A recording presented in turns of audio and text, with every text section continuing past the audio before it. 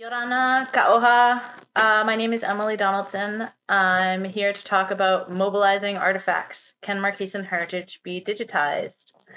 Thank you so much for joining my talk today. I'm very sad that I can't be there either presenting this live or in person because it is Thanksgiving Day in the United States, which is kind of like an American Tamarara. It's my entire family gets together and we invite our neighbors, and it's a big gathering. And among the things that we do, we feast. We also use this ancient cider press. You can see here it was built in 1908 and it has been passed down through my family. The man is cranking it, and I'm putting in apples in the top, and then the apples get squished and the cider comes out the bottom. This is a great tradition in our family, and when I look at this object, I really cannot imagine what it would be like in a museum. What I can't imagine it sitting in a museum unused. Part of the joy, really, the joy of it comes from using it every year. And the museum I worked at for 20 years in the Marquesas on the island of Tahuata has many kind of similar utilitarian objects. There are pearl shell fish hooks, there are stone adzes, basalt adzes, there are fishing weights and tapa anvils and poi pounders. One of these tapa anvils is pictured here. Many of these objects have real value still in Marquesan families and are passed down as heirlooms, like the one that's being used on the right on the island of Fatuiva. Another example, here is my adopted Marquesan father using a wooden hoana to make popoi, and that hoana has been passed down in his family for generations, or for as long as it's lasted. You can see that it's not in the best shape, but it's still very heavily used and valued. And so these objects their real value comes out of their use, the social relationships and meetings and gatherings that happen around in the context of their use. And so what exactly does it mean to put these objects in a museum, and what would it mean to digitize them and other Marquesan artifacts? My colleague Barry Roulette established the Tahuata Museum in 1987 in close collaboration with Tehomati Tetahiotupa, who was the mayor at the time. And they named it Musée Te Anapeua, which means the open cave. And it makes a reference to all the burial caves that were historically used in the Marquesas to sequester treasures that were not, they're supposed to be kept secret and very tapu, very off limits. But this cave, in contrast, was meant to be opened. It's full of treasures, but it's meant to be visited and used by the population. Barry and I are now hoping to digitize the collections of this museum so that for the first time, people around the world and other Marquesans who can't visit the museum can have access to this collection that's exclusively from Tahuata, from the digs that have been happening there for the last 30 years, or 40 years at this point. So the digital archive or digital platform that we're talking about creating is tentatively named Monologue. And the hope is that it will be a new space and an online platform, not just for the artifacts, but for discussion around the artifacts. Here's a mock-up of the Monologue site homepage. And the idea is kind of to use, unlike museums, these online spaces are naturally dynamic and interactive. So the idea is to use this online space in new ways that draws people to be more participants in the creation of this knowledge rather than just putting out knowledge and expecting everyone to accept that knowledge as fact. So Monologue will invite live input from international and Marquesan participants about local heritage, archaeology, and history. And it will allow foreign and indigenous knowledges to engage with each other. And it will also give many Marquesans an opportunity to learn about fragments of their heritage that they might not even have known existed. The mission of this project will closely resemble that of the newly created Pacific Virtual Museum, whose mission says it's to empower people in and of the Pacific Islands, enabling them to see, discover, and explore items of digitized cultural heritage that are held in collections around the world. So the Pacific Virtual Museum actually, it's an exhibition space for collections around the world, of different museums around the world. Manala will contribute to this goal on a smaller scale, of course, and can also contribute to the broader goal in academia and beyond of democratizing and decolonizing knowledge. So, in short, monologue could be an excellent opportunity to make Marquesan heritage more accessible and more poignant.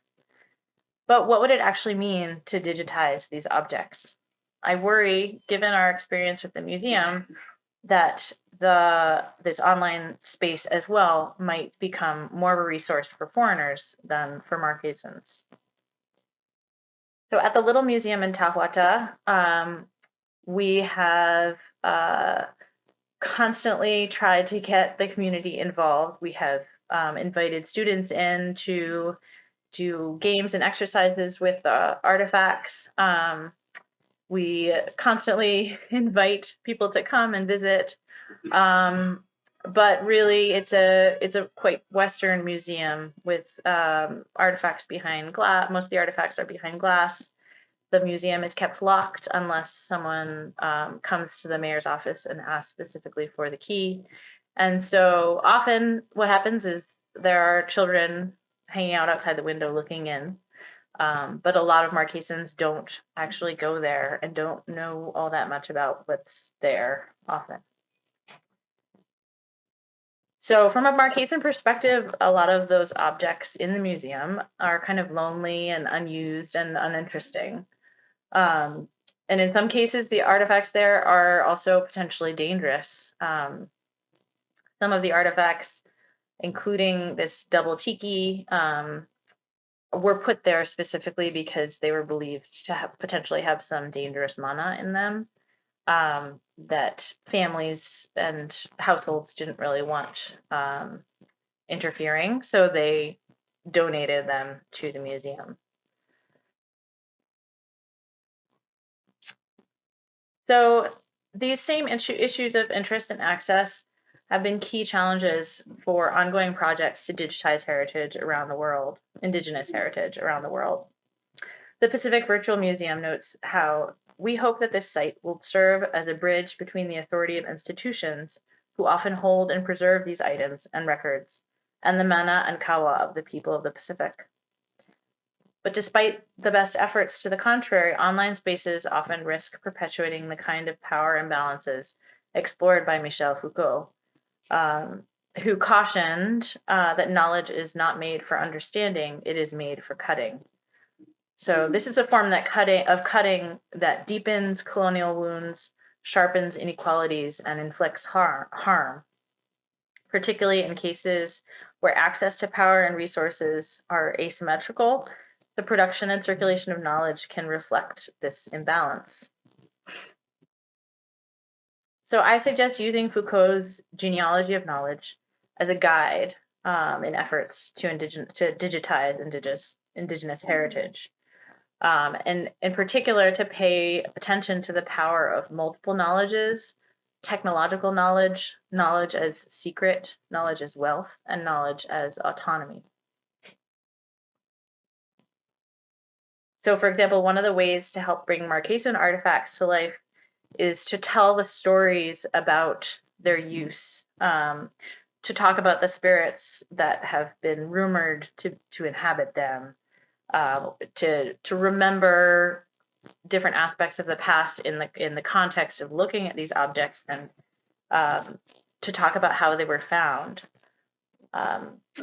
It's important to unlock secrets like the unlocking of the ancestral cave by bringing the context of their discovery and their history to life. At the same time, however, we must think about how to protect the secrecy of certain sites, artifacts, and stories, according to Marquesan beliefs and knowledges, and traditions, sorry. So my research has shown how many Marquesans continue to believe in the presence of mana in places and things, and they do so often with great reticence and hesitation or discomfort, and recognizing and respecting these meanings is very important to sharing and preserving the value of Marquesan heritage and making it remain meaningful to Marquesans. In addition, we have to build upon islanders' existing technological knowledge in order to facilitate their use of and access to these new digital spaces.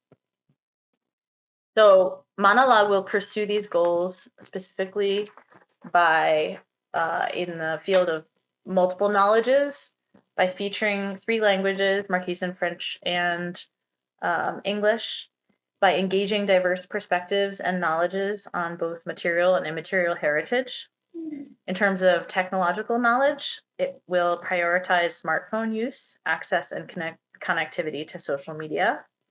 In terms of knowledge as a secret, it will demonstrate respect for mana and spiritual beliefs, and respect islanders' desires for secrecy of certain places or knowledge, and their desire not to share certain things.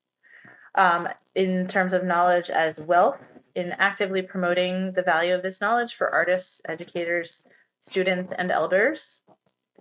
And in terms of knowledge as autonomy, by having a paid Marquesan moderator and curator, and by focusing on dialogue, input, and interaction. This is our current plan. But I would love to hear your thoughts and ideas too. It's very much in the initial stages. So in answer to the question posed by my title, can Marquesan heritage be digitized? I would say, yes, I believe that it can, but only with the utmost care. As we strive to create more accessible physical and digital repositories for Indigenous heritage, we should consider these questions, among others. Who are these spaces for? How can we make these spaces points of meeting, discussion, and relationships rather than isolated academic study? How can we make islanders feel welcome and encourage regular engagement through social media and other means? How can we help islanders feel comfortable sharing their stories? What kinds of information might they not want shared, and why? So I hope to attend the live discussion later on today. Thank you again so much for coming to my talk. And if you have any questions or comments, I would love for you to email them. My contact email is down at the bottom of this slide. Thank you. Merci beaucoup. Maruru, vai nui ko tau nui. And I hope to see you sometime soon. Thanks. Bye.